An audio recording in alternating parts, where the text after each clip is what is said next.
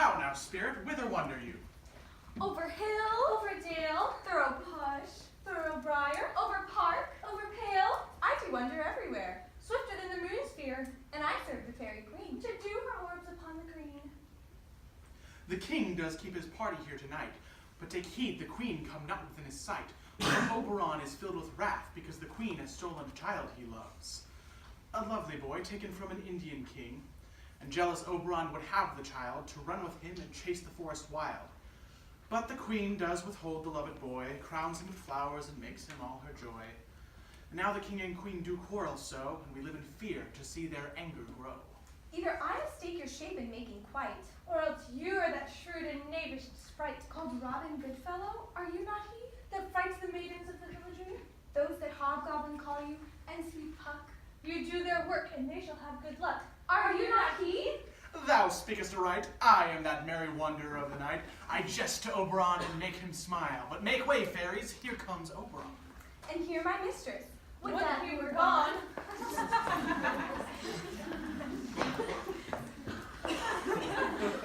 Ill met by moonlight, proud Titania. What, jealous Oberon? Fairies skip hence, I have forsworn his bed and company.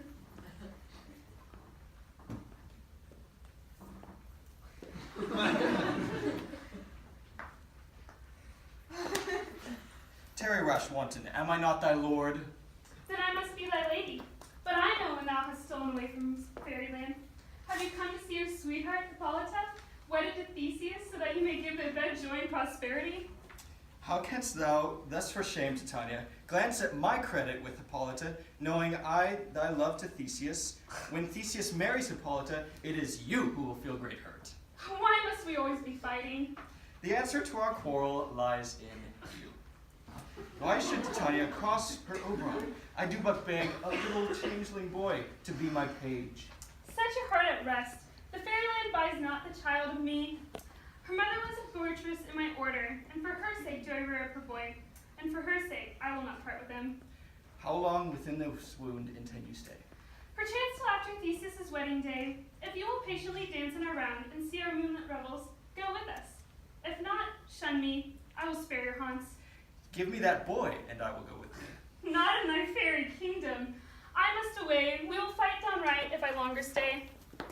Well, go thy way. Thou shalt not move from this grove till I torment thee for this injury. My gentle Puck, come hither. Thou rememberest, since once I sat upon a promontory and heard a mermaid on a dolphin's back uttering such dulcet and harmonious breath that the rude sea grew civil at her song, and certain stars shot madly from their spheres to hear the sea maid's music. I remember. That time I saw, but thou couldst remember not, flying between the cold moon and the earth, Cupid with his bow shot his shaft, yet marked where the bolt of Cupid fell, it fell upon a little western flower, before milk white, now purple with love's wound, and maidens call it love in idleness. Fetch me that flower. The herb I showed thee once, the juice of it on sleeping eyelids laid, will make man or woman fall madly in love with the next live creature that it sees. Fetch me this herb, and be thou quickly again. I'll put a girdle around the earth in 40 minutes. Having once this juice, I'll watch Titania while she is asleep, and drop the liquor of it in her eyes.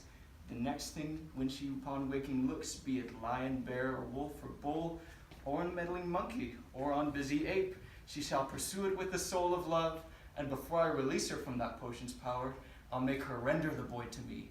And who comes here? I am invisible.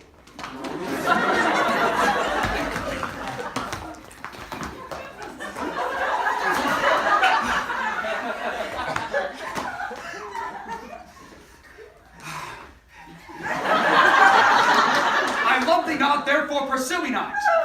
Where is Lysander and fair Hermia? The one I'll slay, the other slayeth me. Thou toldst me thou wert stolen unto this wood, and yet here I am, unhappy in this wood, because I cannot find my fair Hermia. Hence, get thee gone and follow me no more. No, you draw me, you hard-hearted adamant. You pull me towards you because I love you. Do I entice you?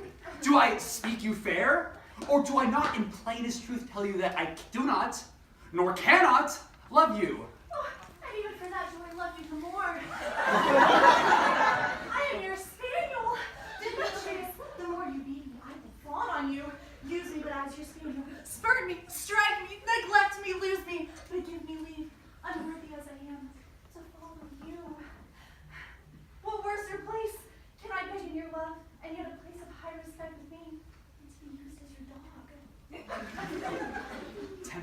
too much the hatred of my spirit, for I am sick when I look upon thee.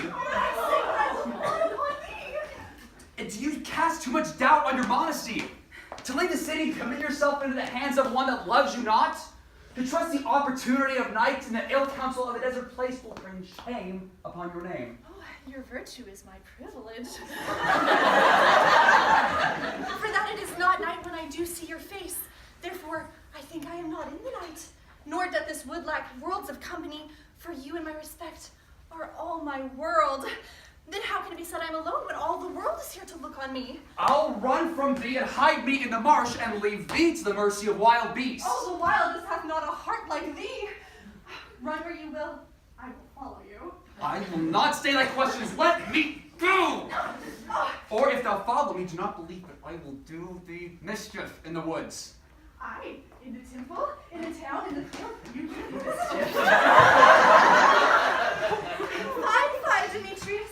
I'll follow thee and make a heaven of my hell to die upon the hand that I love so well. Fare thee well, nymph. Before Demetrius leaves this grove, thou shalt flee from him, and he shall seek thy love. Ah, hast thou the flower there, whose juice produces love? Welcome, wanderer. Aye, there it is. Ah, pray give it me. I know a bank where the wild thyme blows, there sleeps Titania. Some time of the night, and with this juice I'll streak her eyes, and make her full of hateful fantasies. Take thou some of it, and seek through this grove a sweet Athenian lady is in love, with a disdainful youth. Anoint his eyes, but do it when the next thing that he sees may be that same lady. Thou shalt know the man by the Athenian garments he hath on. Effect it with some care, that he may prove more fond of her than she upon her love, and look thou and meet me before the first cock crow. Fear not, my lord, for your servant shall do.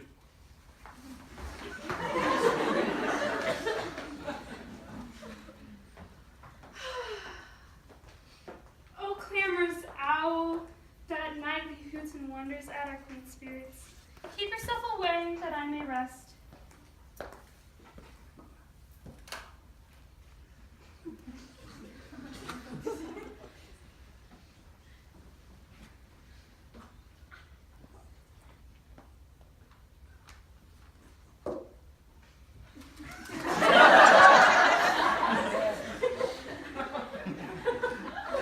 What thou seest when thou dost awake, do it for thy true love's sake.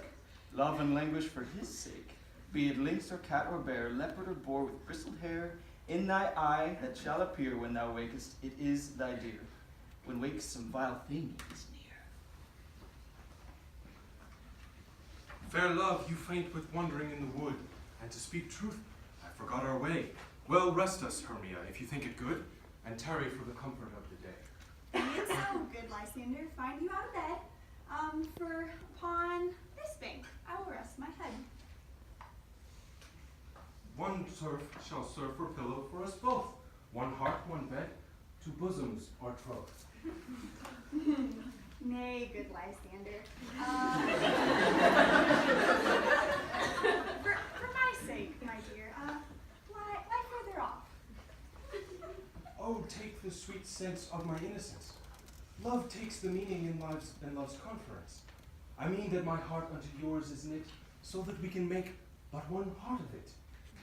I mean that my heart are bosoms interchanged with an oath, so that in two bosoms and a single troth. Then by your side no bedroom me deny, for lying so, Hermia, I do not lie. Lysander riddles very prettily. Not much beshrew my manners and my pride, if Hermia meant to say Lysander lied. But, gentle friend, for love and courtesy, lie further off. In human modesty, such separation as may well be said becomes a virtuous bachelor and a maid. So, be distant, and good night, sweet friend. Thy love ne'er alter till thy sweet life end. Amen, amen to that fair prayer, say I, and then end life when I end loyalty. Here is my bed, sleep give thee all his rest. With half that wish, the wisher's eyes be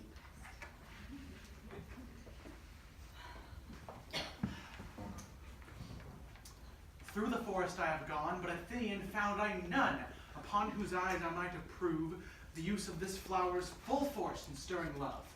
Night and silence. What's this? The garments of Athens he doth wear. This is he, my master said, despised the Athenian maid. And here, the maiden sleeping sound on the dank and dirty ground. Oh, pretty soul, she dare not lie near the man she loves, that hateful man.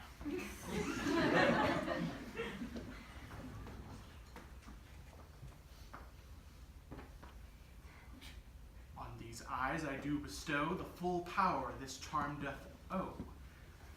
May this flower deny love's perch, may love's power deny sleep its perch upon thine eye. And awaken now when I am gone, for I must be off to Oberon. Stay! Do not kill me, sweet Demetrius. I charge thee hence, and do not haunt me thus! Oh, sweetheart, please do not say so! Say, on thy peril, I alone will go! I am out of breath in this fun chase. The more my prayer, the lesser is my grace. Oh, happy is Hermia, wheresoe'er she lies, for she hath blessed and attractive eyes. How came her eyes so bright? Not with salt tears. If so, my eyes are oftener washed than hers. No, I'm as ugly as a bear.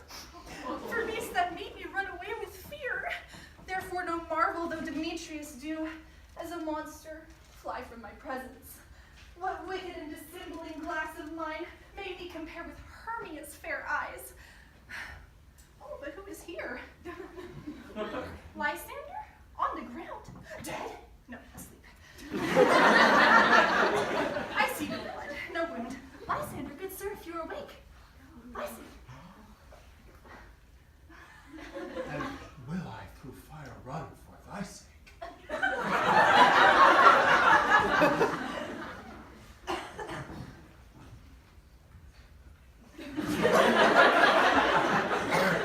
Transparent Helena, nature shows art, that through thy bosom makes me see thy heart. Where is Demetrius? Oh, how I fit a word, and that vile name shall perish on my soul.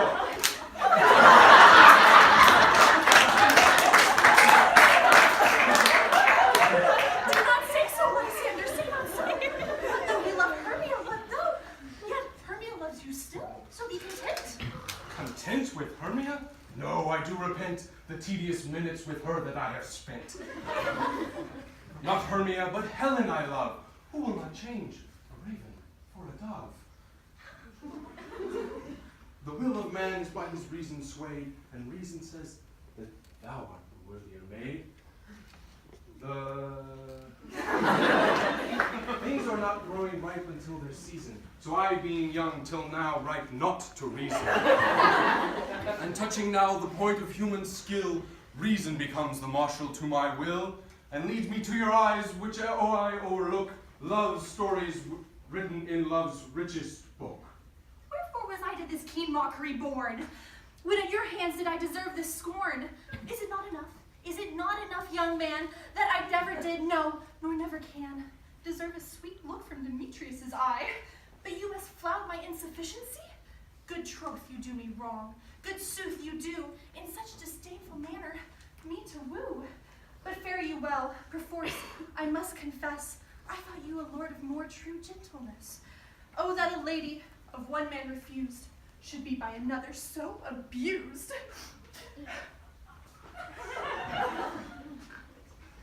She sees not Hermia. Hermia, sleep thou there, and never mayst thou come Lysander near. For as surfeit of the sweetest things, the deepest loathing to my stomach brings.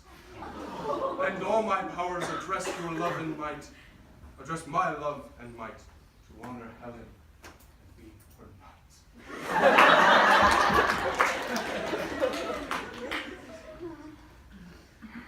Help me, Lysander, help me. Oh, do thy best to pluck this crawling serpent from my breast.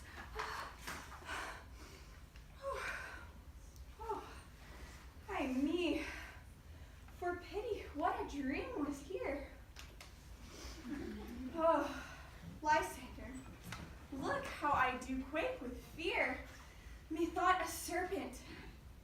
beat my heart away, and you sat smiling at his cruel prey. Lysander. What, removed? Lysander? Lord. What, out of hearing? Gone? No sound, no word? Alack, where are you? Speak, and if you hear, speak of all loves. I swoon almost with fear. No? Well then, I well perceive you not at all nigh. Either death or you I'll find immediately.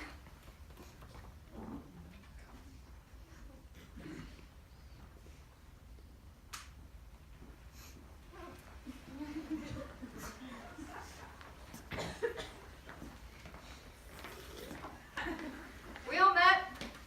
Pat, pat, and here's a marvelous convenient place for our rehearsal. This green plug shall be our stage. This hawthorn brake, our tiring house. We will do it in action as we will do it before the Duke. Peter Quince, What sayest thou, Bully Bottom? there are things in this play of Pyramus and Thisbe that will never please. First, Pyramus must draw a sword and kill himself, which the ladies cannot abide. How answer you that? That's a perilous fear. I believe we must leave the canoeing out when all's done. No wit. I have a device to make all well. Write me a prologue, and let the prologue seem to say, we shall do no harm with our swords. And that Pyramus is not killed, and for the more better assurance that I, Pyramus, am not Pyramus, but Bottom the Weaver. This will put him at ease. Well, we will have such a prologue, and it shall be written in 8 and 6. No, make it 2 more, 8 and 8. Will not the ladies be afraid of the lion? I fear it, I assure you. Masters, you ought to consider with yourselves to bring in, God forbid, a lion among ladies is a dreadful thing. For there's no more fearful wildfowl than your lion living, and we ought to look to it. Therefore, another prologue shall tell he is not a lion. Nay, you must name his name. Half his face must be seen through the lion's neck, and he himself must speak through, saying thus, or to the same defect, ladies, or fair ladies. I would wish you, no, I would entreat, no, I would request you not to tremble for my life for yours, if you think I come hither as a lion. It were pity of my life. No, I am no such thing. I am a man, as any other man. And there indeed, let him name his name, and tell them plainly he is Snug the Joiner. Well, it shall be so. But there's 2 hard things. That is, to bring the moonlight into a chamber. For you know Pyramus and Thisbe meet by moonlight. Doth the moon shine the night we play our play? A calendar, a calendar. Look in the almanac, find out moonshine. Yes, it doth shine that night. Well, then you may leave a casement of the great hall where we are to play open, and the moon shall shine in through the casement. Aye, or else one must come in with a bush of thorns and a lantern and say he comes to disfigure or to present the person a moonshine. Then there is another thing. We must have a wall in the great chamber. For Pyramus and Thisbe, says the story, did talk through the chink of a wall. You can never bring in a wall. What say you, Bottom? Well, some man or other must present wall. Let him have some plaster or some loam or rough cast about him, to signify wall, and let him hold his fingers thus. And so through the chink shall the lovers whisper. If that may be, then all is well. Come, sit down, every mother's son, and rehearse your parts. Pyramus, you begin. When you have spoken your speech, enter into the break, and sew everyone according to his cue.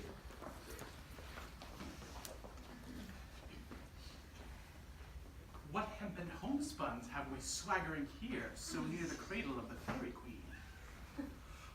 What a play toward! An auditor I'll be, and an actor perhaps, if I so see cause. Thisbe, the flowers of odious savors. Odors. Savors, sweet. So hath thy breath, my dearest Thisbe. But hark, a voice. Stay thou but here a while. By and by I will to thee appear. A stranger Pyramus than e'er played here. Oh, am I to speak now? Aye, Why, Mary, must you? For you must understand he goes but to see a noise that he heard, and is to come again. Most radiant appearance! Most lily white in hue! In color, like the red rose on triumphant briar. Most briskly juvenile, and eke most lovely. Jew! As truest horse that yet would never tire. I'll meet the appearance at Minnie's tomb! Minos's tomb, man. Why, you must not speak that yet. That you answer to Pyramus. You speak all your part at once, cues and all. Pyramus, enter. Your cue is past. It is never tire. Oh, as truest horse that yet would never tire! You fled for fair! Oh, monstrous! Oh, strange! We are haunted! Pray, masters! Fly, masters! Help! I'll follow you, I'll lead you rout abound. Sometimes horse I'll be, sometimes a hound. Sometimes hog, sometimes headless bear, and sometimes a fire. I'll neigh, I'll grunt, I'll bark, I'll roar, I'll burn. Like horse, like boar, like dog, like bear and fire at every turn. Why do they run away? This is a knavery of them, to make me afeard. Oh, Bottom, what do I see thou art changed? What do you see? You see an ass head of your own, do you? I see their knavery. Bless thee, Bottom. No more translated! This is to fright me if they could. Well, I will walk here and about to prove that I am not afraid of them. I will make a great noise, and they shall see I am not afraid. What angel wakes me from thy flowery bed? Pray thee, gentle mortal, speak again. I am much enamored by thy voice and thy shape. Mine ears, so enamored by thy voice, and thy fair virtues force perforce doth move me on first view to say no, to swear I love thee. Methinks, mistress, you should have little reason for that. Yet to say the truth, reason and love keep little company nowadays. The more's the pity that some honest neighbors won't make them friends. Nay, I can just bun you. Thou art as wise as thou art beautiful. Not so neither. But if I had wit enough to get out of this wood, I have enough to serve mine own turn. Out of this wood do not desire to go. Thou shalt remain here, whether thou wilt or no. I am a fairy of no common rate. The summer still doth tend upon my state, and I do love thee. Therefore do not go from me. I'll give thee fairies to attend on thee. They shall fetch the jewels from the deep, and sing while thou dost on pressed flowers dost sleep. I will purge thy mortal grossness so, and thou shalt like an airy spirit go. Peas blossom, cobweb, moth, and mustard seed.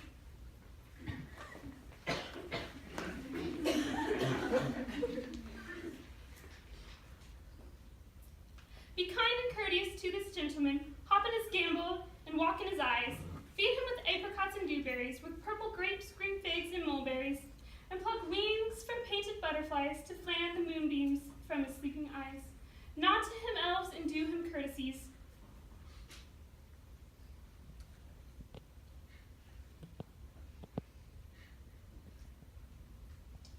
I beg of thee, your worship, I beseech your worship's name.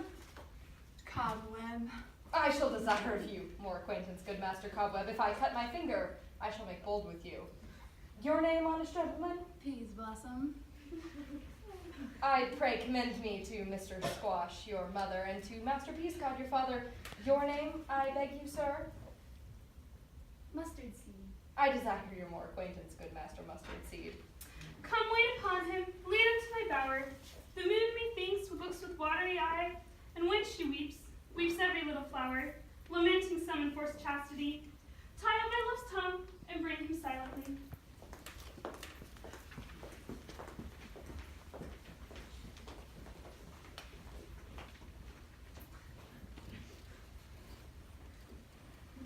I wonder if Titania be awaked.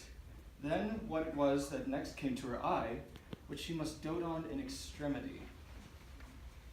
Ah, here comes my messenger. How now, mad spirit? What night rule about this haunted grove?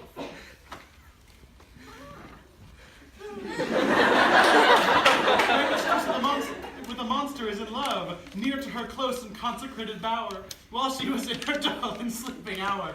A crew of patches, rude mechanicals, that worked for bread upon the Athenian stalls, were met together to rehearse a play intended for great Theseus' nuptial day.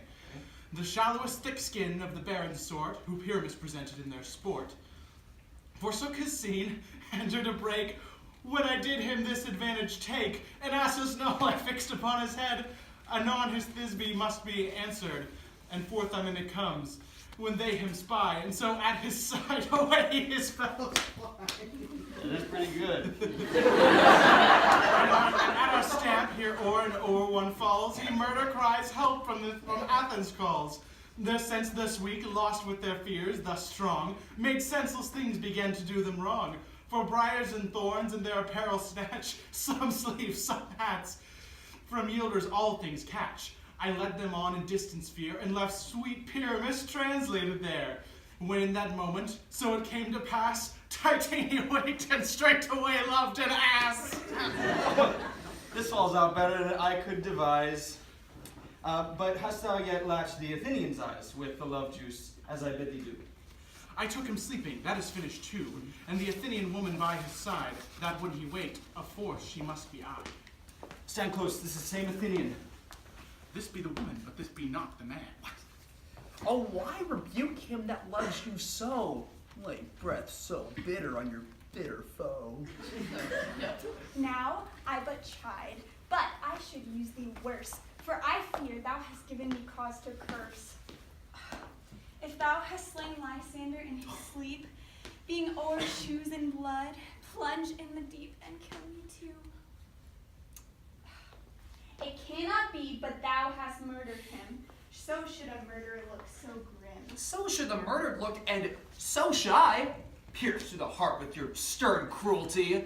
Yet you, the murderer, looked as bright, as clear as yonder Venus in her glimmering sphere. What's this to my Lysander? Where is he? Good Demetrius. Wilt thou give him to me? I had rather give his carcass to my hounds. Out, dog, out, cur! Thou drivest me past the bounds of maiden's patience. Hast thou slain him then? Henceforth be never numbered among men. Oh, once, tell true, even for my sake. Durst thou have looked upon him being awake? And hast thou killed him while sleeping? Oh, brave touch. Could not a worm, nay, an adder do so much? An adder did it. For with doubler tongue than thy, thou serpent, never adder stung. You spend your passion on a misprized mood. I am not guilty of Lysander's blood. Nor is he dead, for aught I can tell. I pray thee, then, tell me that he's well. And, if I could, what should I get there for? A privilege never to see me more. And from my hated presence part I so, see me no more, whether he be dead or no. There is no following her in this fierce vein. Here therefore for a while I shall remain. So sorrow's heaviness doth heavier grow, for death the bankrupt sleep doth sorrow owe. What hast thou done? Thou hast mistaken quite and laid the love juice on some true love's sight. About the wood go swifter than the wind, and Helen of Athens look thou find. All fancy sick is she, and pale of cheer, with signs of love that costs the fresh blood dear. By some illusion see thou bring her here. I'll charm his eyes against she do appear.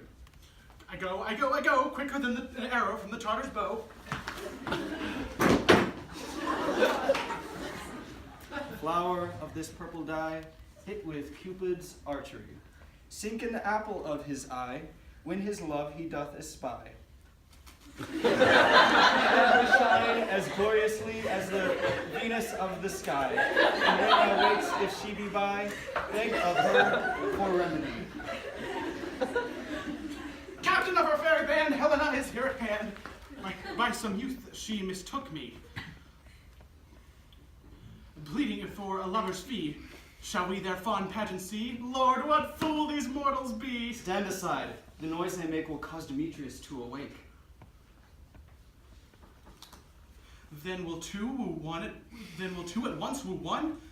That must needs be sport alone, and these three things do best please me that befall preposterously. Why should you think that I should woo and scorn? Scorn and derision never came in tears. Look, when I vow, I weep, and vows so born, in their nativity all truth appears. How can these things in me seem scorn to you, bearing the badge of faith to prove them true? You do advance your cunning more and more. When truth kills truth, O devilish holy fray, these vows are Hermia's. Will you give her o'er? Weigh oath with oath, and they will nothing weigh. Your vows to her and me, put on scales, will weigh even, and both as light as tails. I had no judgment to win to her when I swore. Nor none in my mind, now that you give her or. Demetrius loves her, and he loves not you. Oh, Helena, goddess, nymph, perfect divine, to what my love shall I compare thine eye? Crystal is muddy, oh, how ripe and show thy lips, thy kissing cherries, the tender glow, that pure congealed white, high tar as snow, then when the eastern wind turns to a crow. When thou holdst thy hand, I'll let me kiss this princess of pure white, this seal of bliss. Oh spite, oh hell, I see you are all bent to set against me for this merriment. If you were civil and knew courtesy, you would not do me this much injury. Can you not hate me as I know you do? But you must join in souls to mock me too? If you were men, as you are in show, you would not use such a gentle lady so, to vow and swear and super praise my parts, when I am sure you both hate me with all your hearts. You are both rivals. And you love Hermia, and now you're rivals to mock Helena. A trim exploit, a manly enterprise, to conjure up tears in a poor maid's eyes.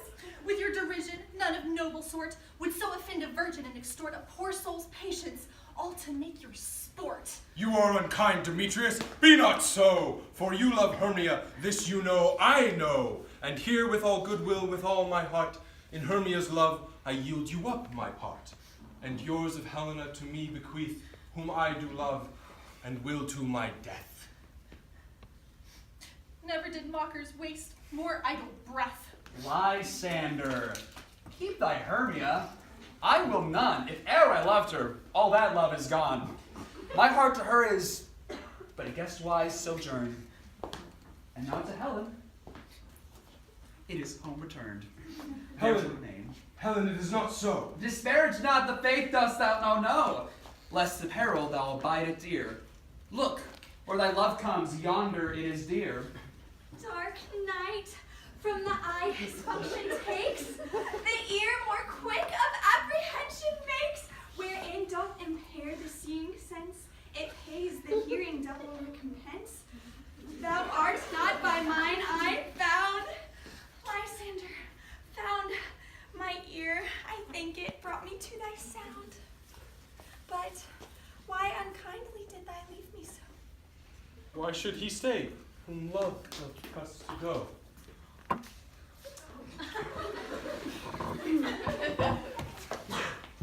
What love could press Lysander from my side?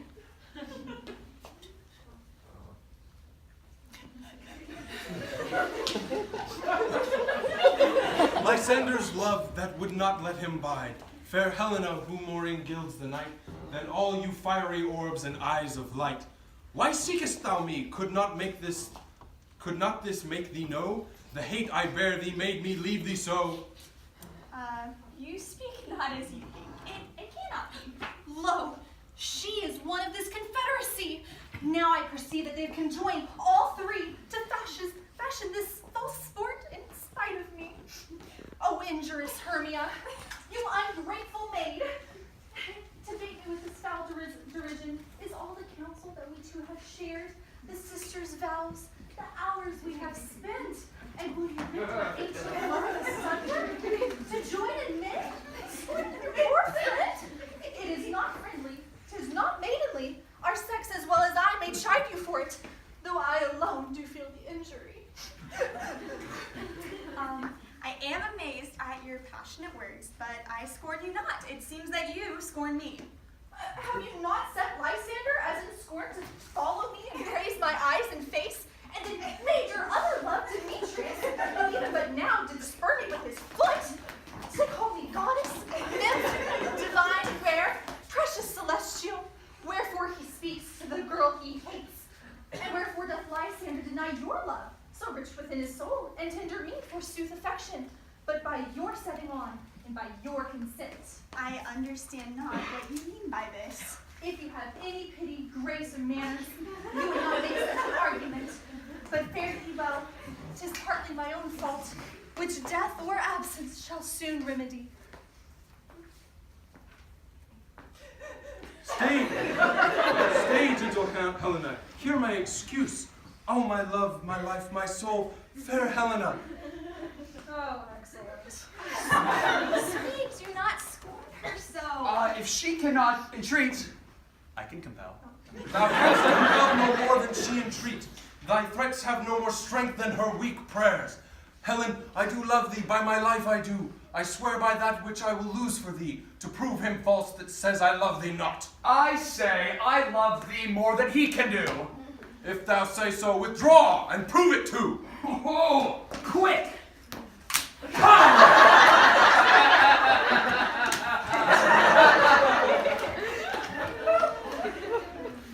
Lysander, where to comes all of this?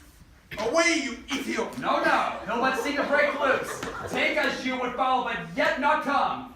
You are a tame man. Go!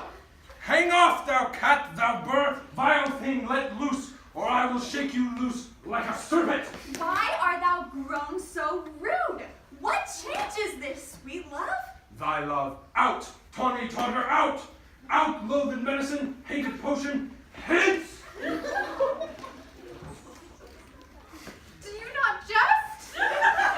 Yes, sooth, and so do you. Demetrius, I will keep my word with thee. I would I had your bond.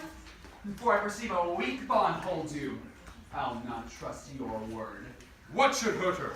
What should I hurt her? Strike her? Kill her dead? Although I hate her, I'll not harm her so. What greater harm could you befall me than your hate? Oh my, what news, my love? Am I not Hermia? Are you not Lysander? Am I not as fair as I was erstwhile? Last night you loved me. Last night you left me. I do not understand. I, by my life, and never did desire to see thee more. Therefore, be out of hope, of question, of doubt. Be certain nothing truer, 'tis no jest, that I do hate thee, and love Helena. Oh, me! You juggler! You king of blossom! You thief of love! What? Have you stolen my love tonight? Don't touch your ashes!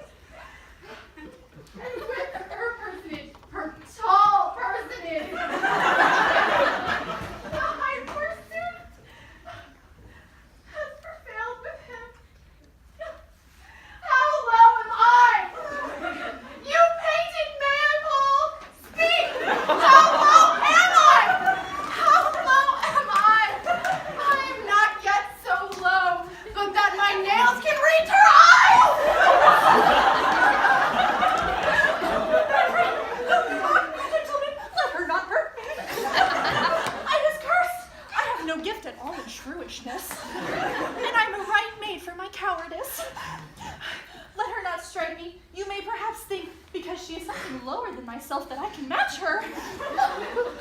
Lower? Hark again! Oh, good Hermia, do not be so bitter with me. I evermore did love you, Hermia. Did I keep your counsels, never wronged you.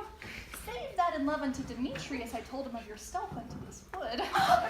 He followed you, and for love I followed him, but he had chid me and threatened me to strike me, spurn me, nay, to kill me. And now, so that you let me go to Athens, I will bear my folly back and follow you no further. Let me go. You see how simple and how fond I am. Why, get you gone! What then hinders you? A foolish heart that I leave here behind. What? With Lysander? With Demetrius. Be not afraid, Helena. She shall not harm you. No, sir, she shall not, though you take her part. Oh, when she's angry, she is keen and shrewd. She was a vixen when we went to school, and though she be but little, she is fierce. Little again. Nothing but low and little. Why will you suffer her to flout me thus? Let me come to her! Get you gone, you dwarf. Not grass maid. You are too officious in your behalf of your services. Let her alone, speak not of Helena. Take not her part, for if thou dost intend never so little show of love to her, thou shalt abide it. Now she holds me not. Now follow if thou darest, and try whose right, of mine or thine, is most in Helena. Oh, follow? Nay, I'll go with thee, cheek by jowl.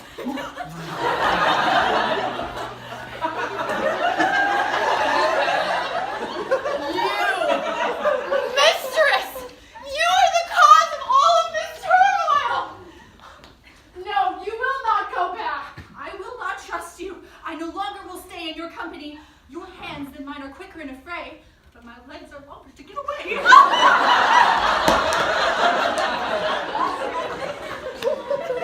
I am amazed.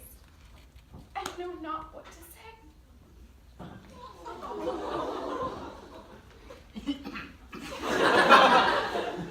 This is thy negligence still thou mistakest, or else commits thy knaveries wilfully.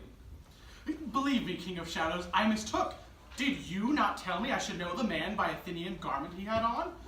I am so far blameless proves my enterprise, that I have anointed an Athenian's eyes, and so far I'm glad it so did sort, as this jangling I esteem a sport. Well, then crush this herb into Lysander's eye, whose liquor hath this virtuous property, and take all errors in this might, and make his eyeballs roll with wonted sight. When they next awake, all this derision shall seem a dream, and fruitless vision.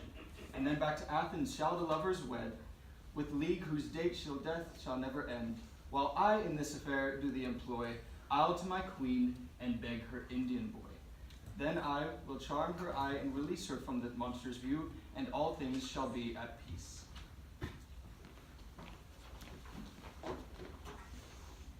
Up and down, I will lead them up and down. I am feared through field and town. Goblin, lead them up and down. Quick, here comes one now. Wherefore art thou, proud Demetrius? Speak thou now. Here, villain, drawn and ready, where art thou? I will be with thee straight. Follow me then to plainer ground.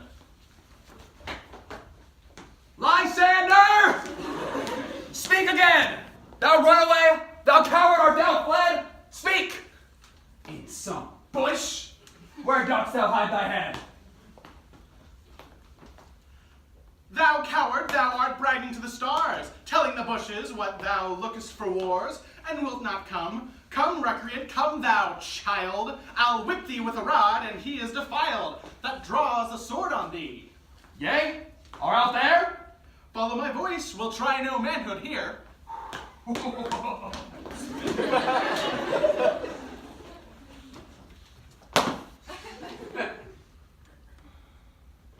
goes before me, and still dares me on. When I come here, he calls, then he is gone. The villain is much lighter heeled than I. I followed fast, but faster did he fly. That fallen I am in dark, uneven way. And here will rest me.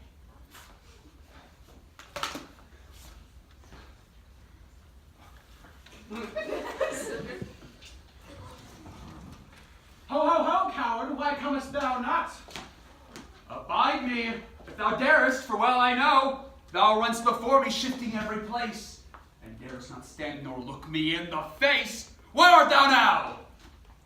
Come hither, I am here. Nay, then thou mockest me. Thou shalt buy this dear. If ever I go like my face thy daylight see. Now go thy way.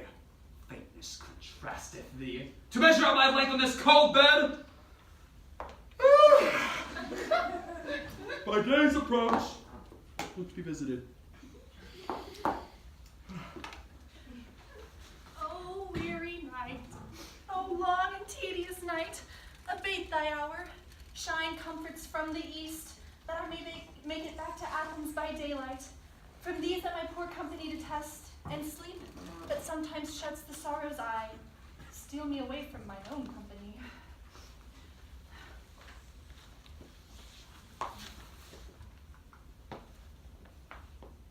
Yet but three, come one more, two of both kinds make up four.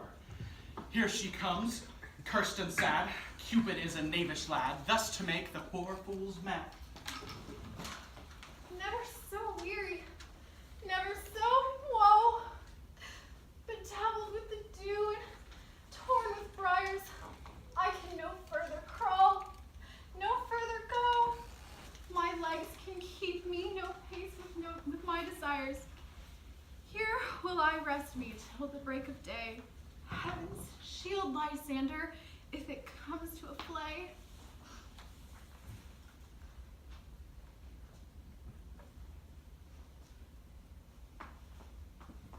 Sleep sound on the ground, I apply to thy eye gentle lover's remedy. When thou awakest, thou shalt takest true delight in the sight of thy former lover's eye. Then that country proverb shall be known, that each man should have his own, and when thou wake, thou should be shown. Jack will have Jill, naught will be ill, and the man shall have his mare again, and all will be well.